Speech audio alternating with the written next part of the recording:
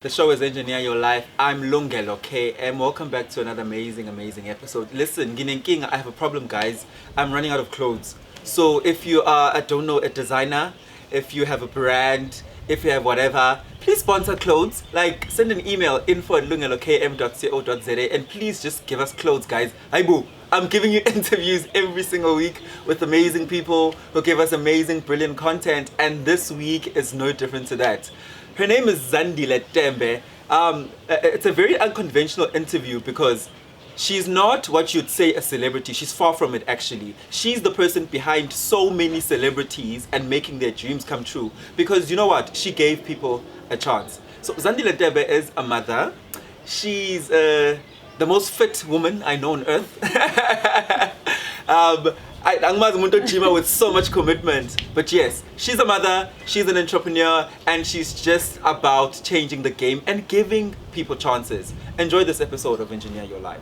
So there are aspects of my life that I will never reveal, that are between myself, my family. On the third day. On the third day, sorry. that one, yeah. Like Christ himself. What was that about? I don't even And know. you went I to don't a fancy know. restaurant in a beautiful place in South Africa, and he Mouse left tell, you with love them, 7,000 Foods, rand. babe. He's not circumcised. I was told. Yes. I mean, not just So from Fundis and all of that. I mean, I heard the audible voice of God. It wasn't a decision. It wasn't just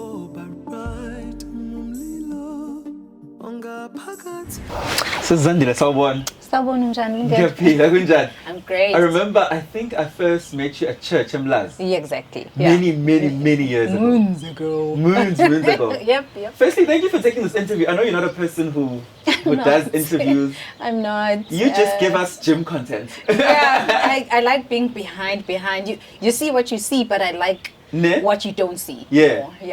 Yeah. So- Family, love, your career. It really is a culmination of who we know Zandile to be right now. I mean, there's a Zandile who's chilling on thousands and thousands of followers on Instagram, but in the true essence of things, Zandile is actually the person behind a lot of people who've gone on to done well.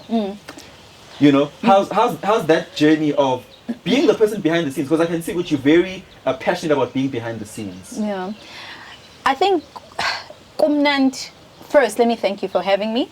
I always never really see there's anything to really share with us. There's people consuming something because I've always known I'm not an entertainer. I've always known that the limelight is really not my thing. But I've always known that I'm drawn into the limelight. I love what it creates. I love what it affords people. So in essence, creating has always been my passion. I've always been curious about how this came about, most especially in the broadcast media space generally. As a kid, I was always curious, you know, who's behind there?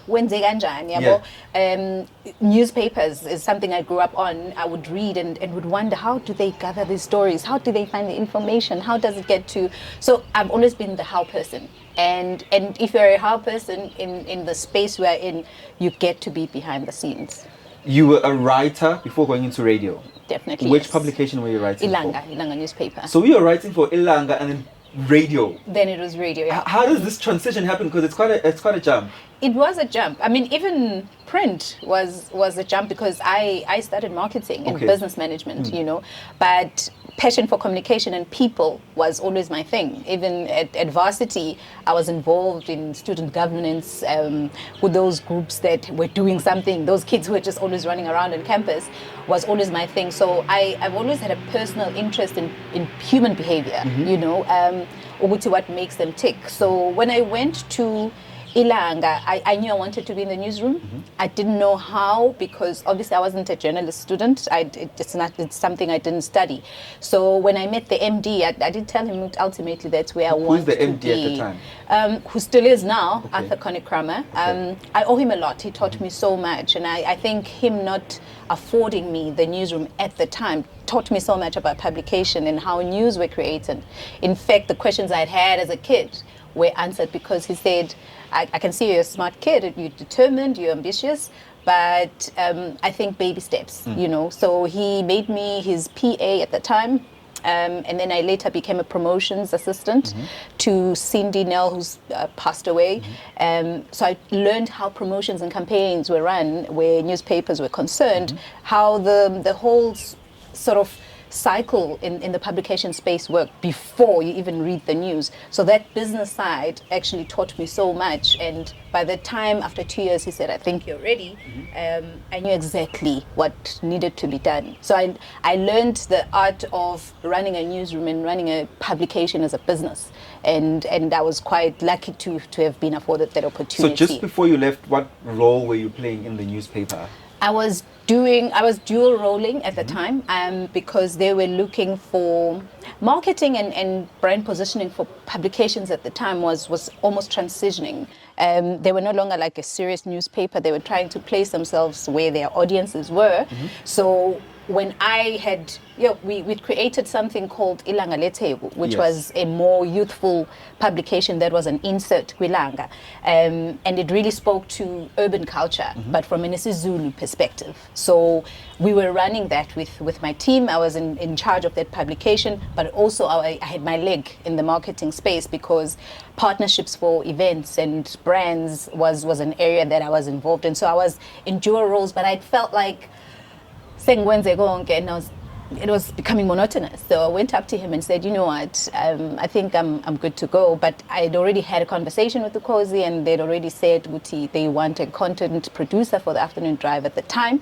So I was like, so your entry into Ukosi is actually as a freelance content producer? Yeah. That's where I started on the 3 I don't want us to move away quickly from Ilanga, because there's a lot to learn from there. So when you are repositioning Ilanga via Ilanga le Tebo, what's that first, let's say, Nibizangani edition of Ilanga le Tebo? What does it have? What's on that first one, that very first one? You still remember? I remember very well, because it's in the layout and how the news approach was. So it was highly entertaining. So it was entertainment news, profile writing, something you wouldn't see on a normal spread, where we did interviews with artists and entertainers from all walks of life, and we had fashion. We had a fashion segment where we were both looking at fashion from almost like a black person's perspective. Uguti, what is fashion for us, you know?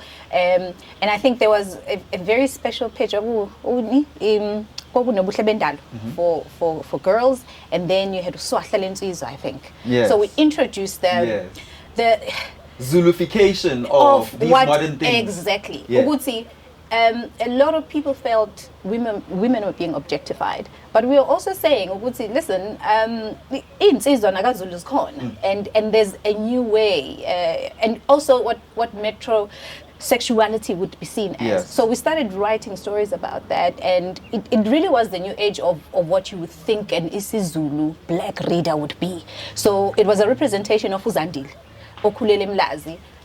who was exposed to different sort of lifestyles, and gibeli basi, ngiyofunde esilungwini, ngifunde elokishini ngisaqala, and there are these aspirations of living lokishi and doing best for myself. So I'm almost ngiphila impilo ehlangahlangene, but I know who I am. So it was the urbanifying ukuthi umuntu omnyama akaseselo umuntu olusayo wasemakhaya. What are people elokishini doing? Baphila yiphi impilo? What is it that they like? I remember even, and I always laugh because I was talking to a colleague about when you look at Instagram. Remember, and there used to be pictures, and Ilanga used to be quite central in that, because we used to have a section, a whole spread with newspaper, so we would go to different events where there's no story necessarily, but in terms of what people do when they're there, you know, almost like a lifestyle. There's not just about around just what they did. Exactly, and not the pictures just parts, exactly what people do. And it used to be witty because you came with the whole thing. You're witty. Mawubuka isithombe wena sokutshela okunye, mina sengitshela okunye. And I find it so fascinating. We used to do that now, then, and now mawusubheka social media has become that. Isixoxo ngezithombe, everything esiyenzayo manje. Fine, I can try and have a motivational something, but deep down, that's cool. But it came from there to ngizokwenza lokho okubonakala ku acceptable but ngiyazi ukuthi wena mabuka isithombe uzoqhamuka nokwakho and there's really nothing wrong with that, but I find it quite fascinating how things are changing, but they really what was happening back in the day, you know. So being in the creative space and looking at these things and how things are moving and progressing, it's quite a marvel to watch for me. In my opinion, as much as you're saying you're either bored or you've reached your peak, it's definitely a brave move. You're leaving a dual role that has so much fulfillment that it's brought to your life. You've changed things. You've changed the game for the newspaper. You've made Isolezwe nervous. But you're leaving all of that security for being a content producer for Ukhozi. Why? I think sometimes career is just a means of making a living when it's a calling. If it's cut center, you don't get how or why. Yeah. You know, I said to you as a kid, I used to be curious about radio. I used to ask myself, Uguti, how is that guy doing that? My mom actually has a picture of me in a nappy. Speaking. Because I'm just so fascinated. How is his voice coming through my house? What is this? And from television to print and radio, those things have always been almost a backdrop of my life. They've always been an interest of mine. So it's you can't really say why, but I honestly felt like and there was more to do. So when that opportunity presented itself, I was like, okay, let me try this. I'd never done radio before. And let me see what I can do here. Let me see if I'm the ish that I think I am. Let me see if I'm as broad as I am in my creativity and space, and I really am a full-on media person that I think I am, because two things. You could see if I be broadcasting, I'll probably go to magazines. Okay. Because magazines were also quite an interest of mine. Yes. But KZN really didn't have a lot of those, and I wasn't prepared to move at the time. Then it's not just a content producer gig. You are going to work with the amazing Linda Sbeya, who's at his peak. Pretty much. At that time, he is the thing to listen to on radio. Ukhozi FM, it's across Africa in terms of numbers, how big they are. True, right? So working with Linda, how was that? Gosh. I think I'm yet, if I'll ever work with radio in any form, to experience that kind of passion and gift, because there are people who are talented. I think Linda was just gift. He was just gift to radio. He is gift to radio. And I think Uguba sort of multi-dimensional almost made every day a new day. And seeing him in his magic, no pun, like it was something else. And I think I always pride myself each time and he made something and more he of executes it. You know, very well. Because another thing is if you create content and the person that delivers it, it could actually fly or not, you know, or sometimes it could just be, oh, okay, we did it, and you know, but he'd be able to, and he wasn't scared to ask, which is what I liked, and he wanted to get into your head so that by the time he gets to himself, he understands where you're coming from, and what happens at the end would be something else. I enjoyed working with him. I learned so much from him. I had so much fun with him. We achieved so much from numbers alone, from recreating radio. I mean, he'd been in radio for years already.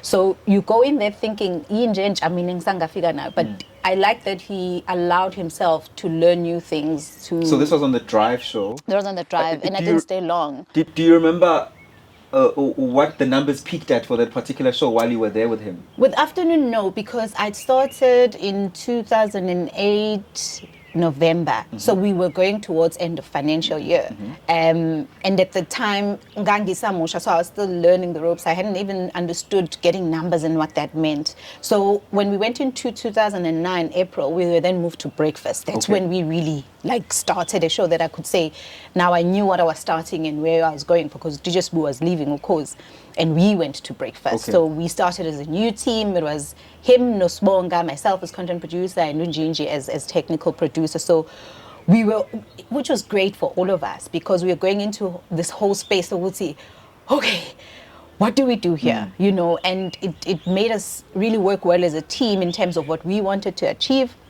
I know by the time I left, I mean, it was 2009 and I left Breakfast 2011, 12. And we'd started at just almost 2 mil. I left the show at 3.5 mil. That's incredible. When we left, and it was quite amazing. It was exciting as well. 75% increase in numbers. And when you're able to grow audiences and revenue as a radio person, I think you would have really hit the jackpot. Yes, because audiences is nice and great, but you need to attract obviously advertisers as well. And we were doing great. I think we are running back-to-back competitions. Sometimes we need to pull out features because there's money, but it was an exciting, and we were not scared to try new things that other people didn't do. We would go to, I remember we went to, it used to be called GNB Met in Cape Town. We would go there and broadcast, and for an ALS, an African language radio station, data njengo cause Mutuding and Lisedi. They never did, and we wanted that. We knew there was an audience, and we wanted to show Spila Naile audience. So it was quite exciting to be part of that. It was amazing. Mr. Magic executing his magic on air. Do you remember the one moment where you're like, that is the most excellent link you've done? Oh my gosh, there's been so many. There were so many. Because there was one thing I used to do, Waibase S1, which is the live studio, and we would be at the production studio, and we had this window. So what technical producer Ngalana, and I'd be here like screening calls, signal him, and each time after a show, we would be able to come back and say, okay, what went right, what went wrong, how can we fix? But I remember there was a time, I was watching more. But I ain't the producer. No producer and all of that. But we had so many moments. Some were not in a link. Some were in a discussion. Some were in how he would have handled umlaleli sometimes, because there were so many elements. It's a rush hour. It's like it's in the morning. So so it's in the speed and how you manage to have as much of what you've planned in that day, because sometimes you wouldn't, because of so many things that are happening. Client campaigns need to be executed. So but energy, I think I always marveled at it, because even though off air there were times where I knew would he be struggling with whatever, but I knew it'd be fire, and I appreciated that. I appreciated how he always put umsebenzi. Even with gigging, Linda would never leave his job to get a gig. He would always take a gig after the show. Yes. So that what everyone would see as old school discipline, I'll always commend him for. He was really, really amazing. I want us to draw two parallels: 2012 and 2022. 2012. I'd say for this question's purposes, you are still in the breakfast show. You're a content producer. The show is peaking. Take me through from 6 in the morning to 9. What makes a good radio show in 2012? A good breakfast show. From 6 to 9, what makes a good breakfast show in 2022? Shucks, man, so much has changed. In 2012, a good breakfast show would have happened the moment the breakfast show has ended. So by the time you come back the next morning, you would have. So this is how I saw it. My Peli breakfast show, you can't either leave the studio, and sometimes it would be not necessarily being in the studio. Wherever you decide to go and meet and plan for the next day was the best way you could approach it. And this would tell you about the pace of your lifestyle. For me to be able to plan a breakfast show almost at 80%, because by probably 3 p.m. I would have had sales call me to say, accommodate this. I mean, the world something would have happened, but things at the time didn't take isikhathi esincane ukuthi kube ney'nguquko, unlike now ukuthi njengoba sikhuluma manje by midnight umhlaba ngenza sekwenzeke. But we're also very cognizant of that, because before we all went to bed, we would be like, hey guys, is there anything new that you think we could add on and whatever. So it made it And it's pre-social media, I'd say. Exactly. So there isn't much. I mean, people people wouldn't sit and watch TikTok and sit on Instagram the whole night. No one would want to drop something before alal on Twitter so that they create talkability, you know. So the pace was a little different. But what it called for was that you need to be so conscious of what's happening in terms of planning and forward thinking, if I may say. You almost try and think of what people will be thinking the next day before you actually see before you lala. So 2022 makes it easy. I mean, you take your phone, you scroll, you go to whichever app that you're reliant on, you look back, you create some kind of topic around it, you pull a couple of comments on Twitter, on Instagram, you snapshot whatever, you've got WhatsApp calls, people send their voice notes. I mean, it's all microwavable, if I can call it that, but it doesn't take away how people in the radio space could still make that work for themselves. And I think that's where radio still needs to find itself against social media and the digital era, because here's one thing about radio: people trust it. Yes. You know, it is one platform that things are verified, facts are facts. It's not public opinion. You could be following a court case by now, but you should know that the court of public opinion has already decided, So whatever you say on your breakfast show the next morning, but the reality is that in as much as millions and millions of people are still sitting on digital media, there's still a whole lot of millions that are relying on this platform, and you still have the power and you're empowered to almost drive a much better conversation, a much better informed conversation, so that we avoid fake media and relying on, a court of public opinion. You know what I mean? But you've also got almost like an instant reaction and the most purest form of engaging with people. People are not scared anymore. People know how they feel about things. People aren't scared to engage, which is more accessible now. When you look at radio, then and somewhat now, for people who enjoy engaging with radio, it can still be a bit monotonous. While in terms of back then, while now you have I can pull anyone from social media and say, hey, I like what you said. Do you think you want to engage about it more? But see how many people actually agree to it. I hear you. Because social media also allows you to build something so you could just say and disappear. A more structured platform, or maybe official platform like a radio station, makes us all accountable, because you need to be a bit more responsible in that space. So for me, I find these times the same. It's the pace. It's the agility of Uguti. Things are moving now. How are you moving with the things, not seeing them as competition as well, but trying to almost have an integrated approach in terms of radio now, because you've got so much. It's multiple now. People can watch and listen at the same time. You can package that. I can no longer say, oh, I missed an interview or I missed something. You're able to we package it, be available somewhere else, and people can still engage with it.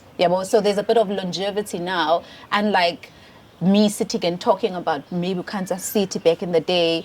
And content and now it's available. You can access it anyhow. Wasn't that more authentic, that it's not available, so you have to sit down, listen attentively, digest the content, and almost be like, wow, he said that. Oh wow, that's what I was taught by that particular presenter, or that particular interview that the station brought. It was great for the time. Yeah. Because we were not moving as much as we are now. We were not as distracted as we are now in terms of what we're doing. I said to you, I got out of bed this morning saying, did you get ready to come here? but I know everything that's happening that I want to know. Yes. Because That you've chosen to. accessibility to everything. I was able to attend church from my bed. I was able to go back to a podcast that I hadn't finished. I was able just to see how many people are wishing people Father's Day. I was able to wish my brothers, to wish my friends, to wish my obaba omncane bami no bonke happy Father's Day. So I've done so much in the comfort of my bed, and I really have not missed anything. But then, because of inaccessibility of izinto, I had to be either in my mom's lounge or in a car to be able to get that, and it you understand? So it was great. The only thing maybe we missed is how we were able or not able to archive that for future generations to access, which is different now. Whoever is in the platforms of broadcasting right now, Everything. bazophila. This podcast will live forever on YouTube. I'll be held accountable for some of the things I'm saying today Yes. because I came across something and Yes. it's funny you said this and you can still engage. So there's that now. But I'm going to say, because if I look at some of the things one learns at business school, let's say with broadcasting and the future of broadcasting, we were told about these things, and we needed to prepare ourselves for them. Some of us look like we were caught off guard, but I mean, it was always coming. Now you've left the breakfast show as the content producer. Is this now when you immediately become the programs manager? Programs manager, yes, yeah. For Ukhozi, daunting task. Scary task. Ne? Scary every single day of my life. Was it scary throughout the years? I don't remember a time where I just was comfortably saying, go programs manager. No, it wasn't. I think it was understanding the responsibility that it came with. And I think generally in life, for any responsibility that presented itself as an opportunity for me, I'll always have to work hard for it. Ngisaba ukufeyila more than anything, not ukuthi ngizaba ukuthi mhlawumbe ngeke ngenze kahle, ngizaba ukuthi nje ngizofeyila and ngizokwehlisa standard and whatever. And of course it's a huge platform. Massive. So you're thinking, oh my gosh, with so many people who have been here, I'd had the luck ukuthi program manager before, the late Mzansi had been my programs manager. So I saw, Ubapodloza, the late Bapodloza had been my station manager. So I'd seen ukuthi these people, sometimes go TV, I have the opportunity to call them my bosses and have them lead me. I can't mess this up, I can't mess it up for what it is. I can't mess it up for my family, where I come from. I can't mess it up for future generations, whether it's my kids or people and those who still wanted the space, So it's a huge responsibility. I don't think it's comfortable, I know this will be difficult to answer, but one best decision you made in your tenure as programs manager, which one was that one? Best. I think it is not in a decision alone. It was always trusting my instinct. Okay. I think ngoba izinto zaziningi kakhulu, abantu bebaningi kakhulu, bebaningi ngaphakathi, babeningi kakhulu ngaphandle in terms of the audiences and stakeholders. If it didn't feel right, I never did it. Yeah. If I had to do it, I understood the assignment. Where it felt right, I would do it. Name a presenter who you tried to poach and they said no. Who said no? Zandile Tembe. Really? Yeah. Really? What did you want him to do? Chile had left, so we were looking for a Joburg-based presenter who was going to be in Johannesburg. So we had a discussion with him. He was kind of sort of keen, but he got a better opportunity. I think it was 2000 something, and it was going to be a daily whatever. So he was like, yes. Thanks, but no thanks. But he was keen. It's just that, he had to weigh his options. I don't want to name. Uh-huh. You've seen the payslips of the presenters in your tenure, what was the highest amount person who was invoicing? Not the person, the amount. But manje kuhluka ngeyikhathi yabo, like if highest I would have to, I mean recent, just before I left last year, omunye izoba nkulu, but ngeke ibe nkulu mase siyibuka ngo-2021. Okay. Yabo, so Yeah. that's the tricky part. But ngiyazazi lezo inamba nje. Yeah, and that's going to be a tricky part, because I'd been there for 10 years in the same position. So with each financial year you'll have lows or hola kakhulu, but kule 10 years le 5 years oqala mase ngisho leyo mali izoba ncane kunale, yabo. There's a decision you made. Ngingathi ukhozi is for very traditional people, and with traditionalism, there's a lot of patriarchy that's instilled in that, and there's a lot of things that are considered problematic for this generation that is very woke. Why put in the forefront a person like Sal Beyonce, who's openly queer? And what was that? Because I think it was a conscious decision on your part. There is a message you were trying to send. Yeah. First, Selby's radio. So that's the first thing I would look for in talent. Uguti, are you for the culture? You know. So, and he was for, she was for the radio culture. Well, original. Oh yeah. Yeah. And it was important uguti whether ukhuluma ne community yakhe LGBTQI+ or ukhuluma nomlaleli abe uyena abe relevant. So ngokumlalela kwami nokuza kwami wayikhuluma ne South African, I hear besides the sexual preference yakhe, but ubekhuluma ne South African.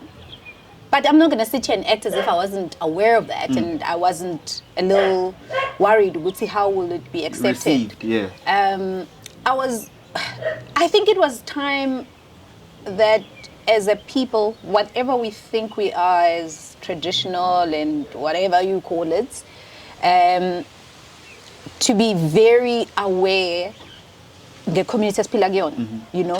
It was important for me for ubaba wabanongoma ono selbendli ukuthi I understand ukuthi ukhona, and there's more than ingane yakhe khona endlini. There's someone out there that needs to represent a certain community, and they need to be given a voice. Absolutely. It was important then for us to know how we do this without being seen ukuthi we are shoving down down people's throats or ears in terms of radio. But the first things that I looked at for me were important. Are you going to be able to do radio? Because kwakubalekile ukuthi mangene emoyeni enze into afanele ayenze emoyeni. Kwangabalekile ukuthi angene emoyeni azisho ukuthi ubani, ukhetha ukuphuza amanzi noma uphuza drink noma uphuza beer. Those are preferences and those are personal, and the platform is really not for that. And it was amazing to see ukuthi that was very much understood. Till this day, some people back piggies. Yes. No, said we lend ayona. So they didn't, and it was great to see Masia.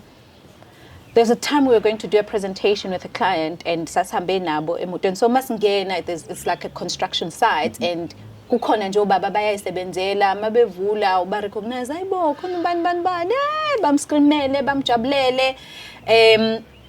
And for me, acceptance is everything.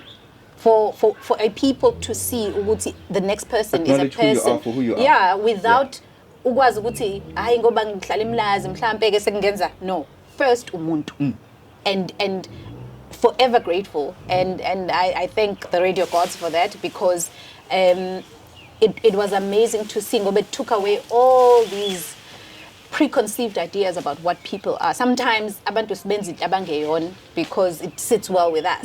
Yabo. So it was a bold move. I when I proposed it, there was a lot of Nanko. wenzani, yabo. And I think also so as to be strategic about it, ukuthi aqale again on a Monday and Friday, kwaze wayikhalela umphakathi, because you needed that. You needed to create an appetite first, Yes, and then see. So so that for us was quite amazing to be part of and actually see, and I pride myself in that and seeing it go on and see how it has influenced other platforms as well. It's to see people trying it out, and it's no longer even a thing. You don't even have to mention it anymore.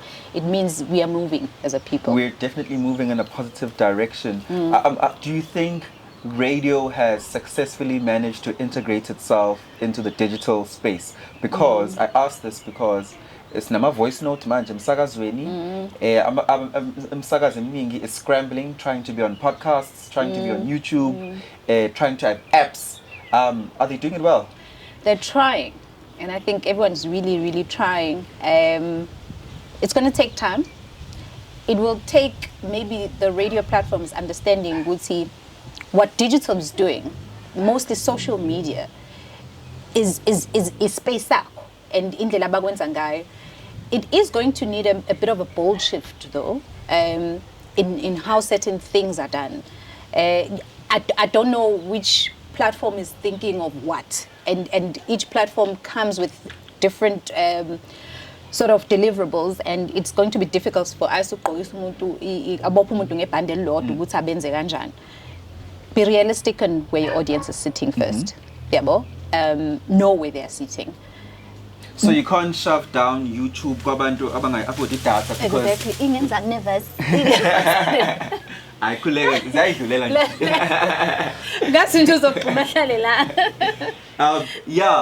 You can't shove down video content to people where in South Africa 1 gig is 100 rand. Like, that's the thing. You know, the reality. and each video takes 1 gig to watch a 30 minutes video. You know Exactly. Nokuthi mangabe mina ngikwazi ku YouTube and that's how I consume you. Ngizohlezi ngifuna ukwenza lokho because ngikwazela lapho. But if ngifuna create an audience, because remember, for the digital or alternative platforms are for an alternative audience. Yes. Study that audience. Yes. So don't assume Muguti, just because people are now consuming digital and everything, then automatically your audience has shifted there. Be true to your audience. Give them what they want at the best you can. Don't drop the ball there. Ngoba manje usu worried ukuthi, hey, am I visible laphayana? This one, build on it. You understand it, probably it's not even there. Mhlawumbe bakwazi vela bakulaleli ngani wakho. Lalela ngiphethe kahle. Mhlawumbe vela bakwazi kule platform. Yeah. And also remember, in this platform, the dynamics are different. It's a whole new environment that works differently. So you'll need to find yourself in terms of ukuthi angikwazi ukusuka South Africa nge-Rome ngithi hayi ngizofika bakhuluma isiZulu, ngeke isiZulu phela sidumile South Africa, ngeke nje bangitshela ukuthi ngeke bakwazi ukusifunda. Study the Rome and see what they like and see how you can make it palatable for them, because you are coming with a new offering. We are not just going to transition to digital from radio because now digital is the way to go. Radio still has a huge audience and you best take care of it. The numbers are showing, they're still growing. So there is an appetite. Advertisers still believe in it, but be conscious in terms of building this audience in what you are putting in place. You're just not going to shift what's there and think people will want it. You fully understand this thing of different audiences for different platforms, because I'll say this, Ukhozi FM is one of the few radio stations, especially in your tenure, who did not fall into the pressure of hiring celebrities. So either Instagram famous people, actresses, television presenters by nature, you did not fall into that pressure of trying to put them onto radio because believing that their audiences will translate onto radio. Do you think that's a big mistake that many radio stations made? It is. I think, and it's you can't blame them, because if we're going through some kind of evolution, everyone is trying to see what's going to work. Everyone is trying to sort of maintain and ring fence where they are. And we're not going to sit here and say platforms just went and took these people. These people were representing themselves as capable, you know. You'd said one of our responsibilities as talent managers is to afford people an opportunity. How you do that is obviously up to you. And I think there was a bit of an overhaul at a time where because people had such followership on platforms, and they were creating so much talkability, and there was this, and it was, I always had arguments with my team. Bekhala ngokuthi we're not trending. It's why ufuna trend, utrendelani? Kuzokusiza ngani wena ukutrend? Yes. Because le anti ya trend iphele. How do we translate it to our platform? But it was a thing, and people thought it means if you trend, then you're the hit, and you need to be. So there was a lot that was being misread and was being miscommunicated. And I think also talent, trying to get work, were being pushy, and you can't blame them. And I think some were tried, tested, kwabonakala ukuthi ayikho le nto ayisebenzi, it was misread and misunderstood. And unfortunately, at the time, if you look at the industry, even talent management were people who were not quite astute to broadcasting and radio. Some were coming as marketing gimmicks because they tried certain things, they were good with events, but space. So there was a bit of chaos there that would happen, I think, now and again. So some, I think, were able to stay, but some mostly couldn't make it. So it's a mistake that I'm hoping all of us in radio are able to admit and learn from. Yeah, and say how best do you do that. Now there were some brands I would look at, be attracted to, but I've always been clear about when you bring someone to that platform, they almost need to speak to who they are in the brand and how they align with the brand. But you are not going to make them overnight basagazi. That I can bet you. In your tenure, how many demos did you receive per month on emails? You'd laugh if I tell you, namanje ngisaka receive ama You're demo. kidding me. Yeah. Sometimes people just want to hear ukuthi ngicabanga ngani. About their they're no talent. longer looking for Yes. work. I had a folder that I think on a monthly basis I wouldn't get anything less than 60. Sometimes umuntu uzoloke 60. yeah. So umuntu sometimes uzoloke It said, ethumelela it's njalo. mhlawumbe uyibonanga. Uyibonanga. So now I ngaze ngangize ngibe ne folder yokuthi okay ama demo la, and then I write ukuthi okay sengitholile kalungelo bayisibonge nan. But it helped, and I always encouraged it ukuthi not as the only form of getting yourself across, but it's one form that will always prove ukuthi umuntu okuspace understandayo. Ilethe demo yakho, but thola nezinye indlela. And I think now a lot of people are opening their own platforms and trying to showcase who they are. What is not going to, I don't think is going to work, is because radio is highly regulated. So there are things in your platform that you'll be able to do that when you go to a very regulated and structured platform, you you live understand? read, yeah. They love radio. Their biggest dream is to be in that place ultimately. But they're also not seeing the power in what they're able to create for themselves. Yeah. I was having a conversation with an ex-colleague of mine about how audience segmentation is at its highest right now, because when you're talking to Lungelo ne profile yakhe. Actually, when I got the brief, you made me read something, because it said something about people who follow me, and then said something about what that means. And I was literally taken aback to how I used to study and manipulate numbers. It's time masi itol ukuthi you can have 1 million listeners as a station, but in that 1 million, you may find that the audience that actively engages with you, consumes you, is 40% less to that. And everyone else either is aware of you or knows you or curious about you and just generally knows there's radio station Zandile and they've got so many programs, I know, presenter, or maybe they're just dedicated to one show. And that, if you've ever looked at the numbers of your station, is where you need to be zooming at now. Because you are going to be able to separate your almost P1 listener, low priority one, with you all the time, and you'll see the difference and how they account for the overall number, and see how many people are sitting with you at a certain time, and see how many people are sitting with you at a certain time. Without divulging too much, because I still engage with radio at a professional level, people need to start informing their strategies that way. Yeah, but because radio is a great platform with huge audiences.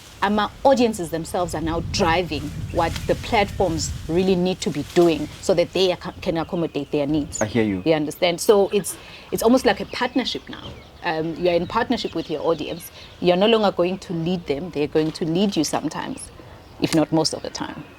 Since now you're unbiased and you're no longer affiliated to a particular radio station, who do you think, name a radio station, that is getting it right now? The time that we are in and is understanding that radio needs to move in this direction. A radio station that just gets the times we are in and have carved their station to match the times that they're in. So speaking to the presenters they have, the content they have, how they've merged digital media into their content, everything. How they've kept radio in its essence, what it is. Yeah. No one is keeping radio at its essence right now because we are moving. Okay. So we're transitioning. Yeah, so everyone is trying to. I'll give 2000 in Kaya. Okay. I'll give 2000 in Kaya. I'm a little fascinated by Gagasi. Okay. Those three, and look at the common denominator.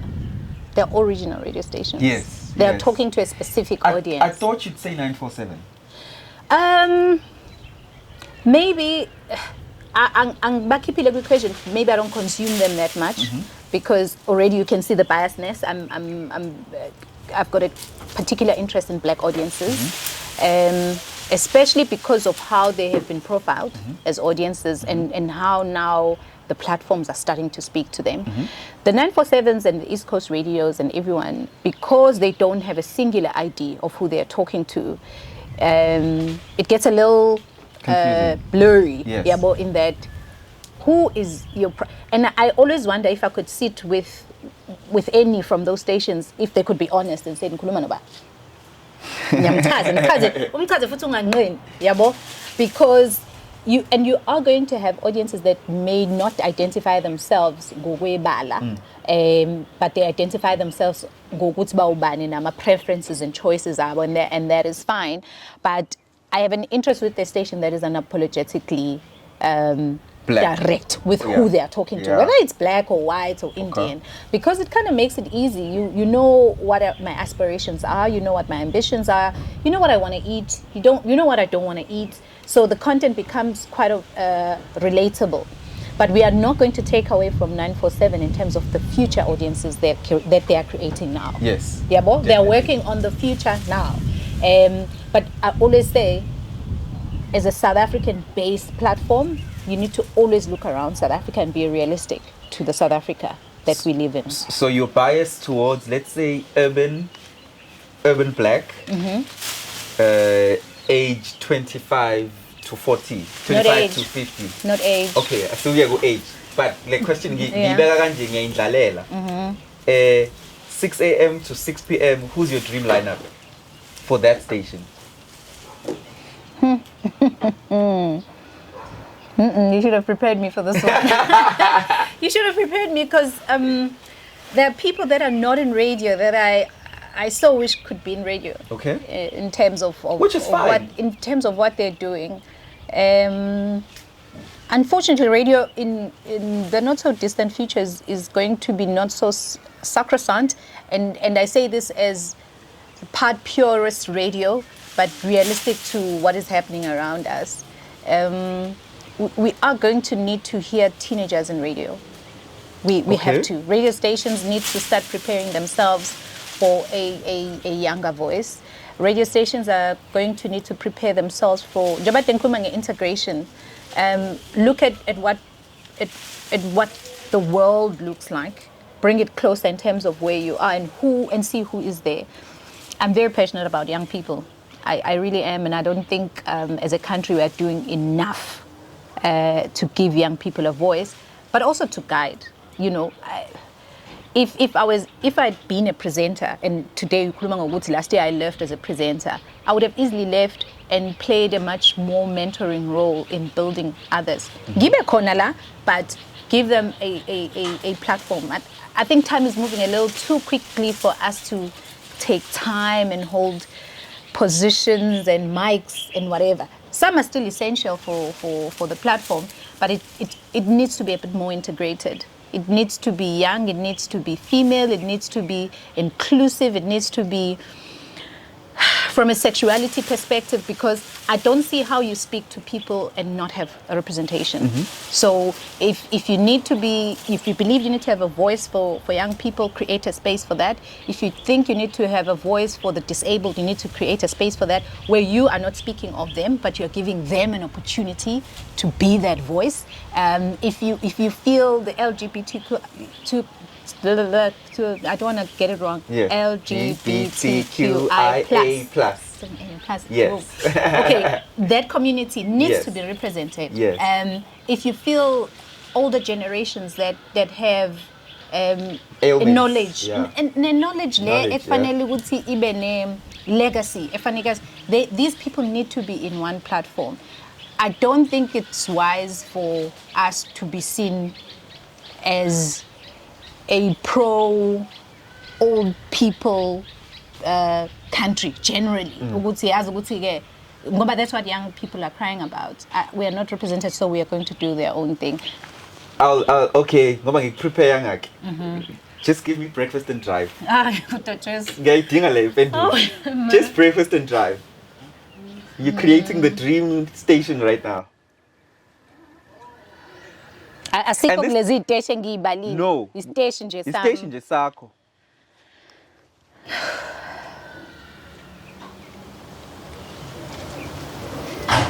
I'm not going to say breakfast or afternoon. Okay. I'm going to say Prime time. you cannot have eat, drive, or breakfast without these people. Okay. Utuso. Tuso is currently on. What's her name? She's on breakfast. She's from Y. What's her name? She's Khutso with Teledi. Khutso, yeah, Khutso Teledi. Yes. She's on Metro now. Yeah. Yes. There's a young boy, I've forgotten his name. He's on YFM. And daytime.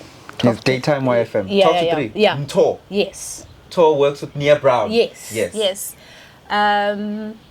Hilarious. Very much. Smart. Yeah, very, very Right? smart. I Yeah. love him. So it's Khutso, it's Mto, Minentle. She's just gone to 5. Minintuli. Mini, yeah. Yes. Minintuli. Usakunika abathathu. Mhlawumbe shaye 3 more nje siyivale lapho. Hizzy. Currently on Kakasi FM Drive. Yeah. Brilliant. Yeah. Brilliant. Sell Beyonce. Yeah. I think Usane longevity. Asakamdeli. Yeah, Asakamdeli, no. yeah. Sell Beyonce definitely ngingamnikeza. I don't know. I feel there's a young kid out there. Ne? Yeah, there's a young kid. Angakahlangana naye, angakamboni, but the day ngimbona, I'll be like, this is what we've been missing. Before we wrap up, ngingathi part 1 lo kusakuningi. Kuningi ne esingakusho. Radio is such a multi-dimensional platform, and this interview needs to stand as a class for people whom you are unable to reach to. Yeah, true. Emails you were never able to reply to, DMs on Instagram you were never able to reply to. They can always relate to this interview and see, because you've actually given them from step 0 of how to get to radio, how to position themselves as people in radio, and how to act once they're inside, and respect the medium. But outside of radio, Uzandile's mom, how's that? Oh gosh, I don't know. How is that? Mother of 3 girls. I don't know. Like I said today, because it's holidays and Abeko about 3. I don't want to say I felt empty, but I must say I felt very well accomplished. Just thinking about them in my life. And I think more than anything, if I didn't have those 3 people empilweni yami, I don't think umqondo wami ngabusasabalele at my age ngendlela osabalele ngayo. I don't think I've had the best lessons about life and people like I have had with my kids. I don't think I'm as challenged. No job, no parent, no friendship, no romantic relationship has challenged me like my kids. It challenged got for me, you understand? Not against me, not to poke and whatever, to say, no, it doesn't work that way. It doesn't have to work that way. No, know who you are. be okay with who you are. No, accept me. Know that I don't like what she likes. I like what I like. And you need to accept that. It makes the world a beautiful place for me. Zandile Tembe, broadcasting business extraordinaire. Thank you. Thank you so much. I receive. It's really a pleasure. Yeah, thank you. Thank you for having me. I appreciate it. Really, Had a really lovely a pleasure. time. We learned a lot, Yeah, guys. We learned a lot. Follow Zandile on all social media platforms. I know she's on Instagram. I don't think you like Yeah. Twitter anymore. Wow, balege. I consume it. Oh, you consume it yeah, only? Yeah, I really spend a lot of time on Twitter, but I Okay. don't engage much. There are new kids in town, so you just want to sometimes just read through. And yeah. But I'm there. I'll see you on the next episode of Engineer Your Life. See I you love soon. you guys. Cheers.